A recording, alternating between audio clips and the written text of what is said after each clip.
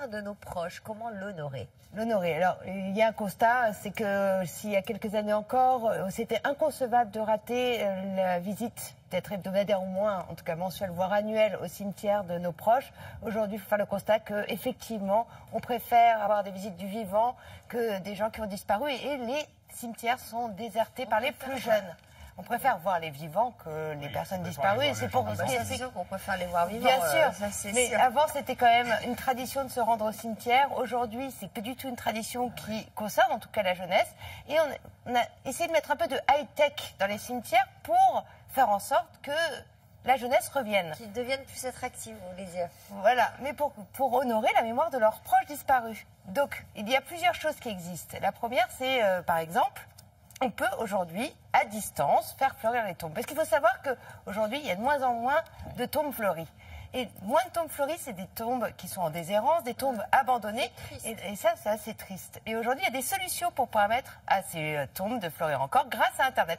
Mais il y a encore des solutions beaucoup plus astucieuses pour faire en sorte que ces tombes vivent et que la mémoire soit ravivée. Je vous laisse découvrir ce reportage.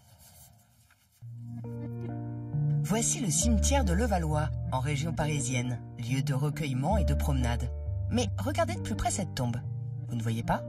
Rapprochez-vous. Oui, c'est cela, vous avez bien vu, il y a un QR code. Quand on sait que 51% des personnes qui se rendent au cimetière ont plus de 40 ans, il fallait trouver un moyen d'attirer les plus jeunes.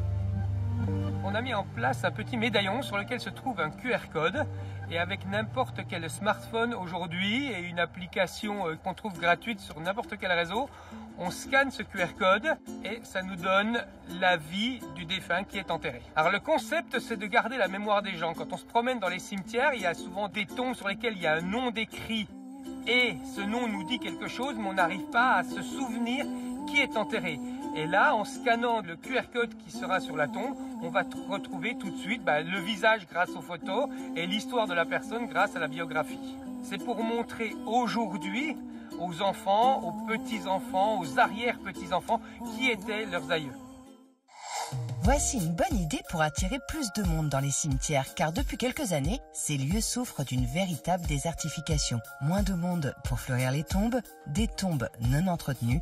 Les Français se sont dispersés et éparpillés et se sont souvent éloignés des sépultures de leurs proches, quitte à laisser des tombes à l'abandon.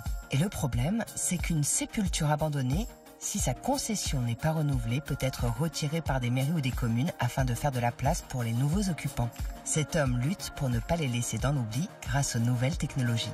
En France, aujourd'hui, il y a à peu près tous les ans 100 000 tombes qui sont en déshérence et donc qui sont supprimées. Notre application va permettre de lutter contre la perte d'informations qui surviennent sur les tombes en déshérence. Donc la personne arrive dans un cimetière, elle fait la photo de la tombe en question et ensuite elle peut relever les noms qui figurent sur cette tombe et ainsi la mémoire de l'information généalogique qui est sur la tombe sera préservée.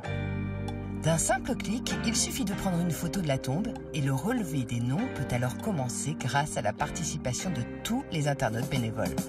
L'objectif de sauver comme ça les tombes, ça va permettre de sauvegarder une photo, donc d'avoir un petit peu une trace un petit peu plus concrète qu'un simple document papier.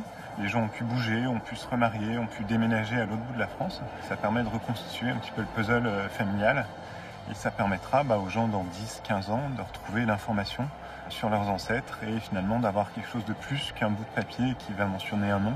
Ils auront une tombe et une information à laquelle se rattacher.